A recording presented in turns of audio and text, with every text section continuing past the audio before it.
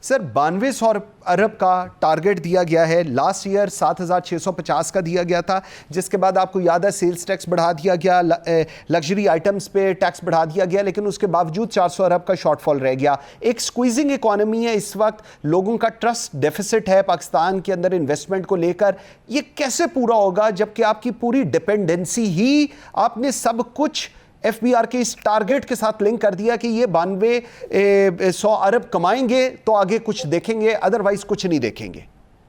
یہ بہت اہم سوال ہے آپ کا، اور ایک سال میں 2000 ارب کا اضافہ جو ہے اس کے معنی یہ ہے کہ آپ تقریباً 30% اضافے کی طرف جا رہے ہیں۔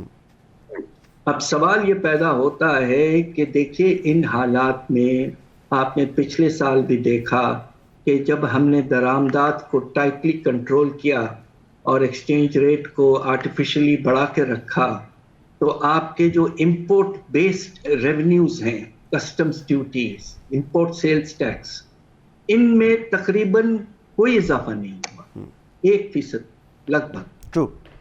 اب یہی پالیسی اگر آپ ابھی بھی مینٹین کریں گے کہ ہم امپورٹس کو آرٹیفیشلی فزیکلی کنٹرول کریں گے، ایکسچینج ریٹ کو مارکیٹ ڈٹرمن نہیں لے جائیں گے، تو آپ کے روپے کی ویلیو امپورٹس کی اس میں اضافہ نہیں ہوگا۔ پچھلے سال 2% اضافہ ہوا ہے صرف امپورٹ روپی ویلیو میں، تو ٹیکس بیس میں اگر 2% اضافہ ہوگا تو ریونیو میں بھی اتنا ہی اضافہ ہوتا ہے۔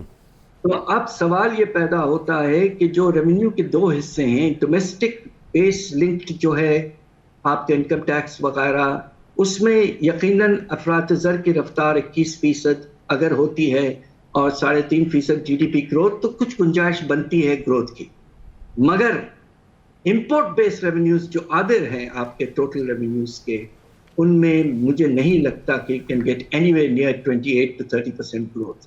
تو شارٹ فال جو ہے خدا نہ خواستہ اس سال، پچھلے سال، آنے والے ایئر گزرتے ہوئے سال سے بھی زیادہ ہو سکتا ہے۔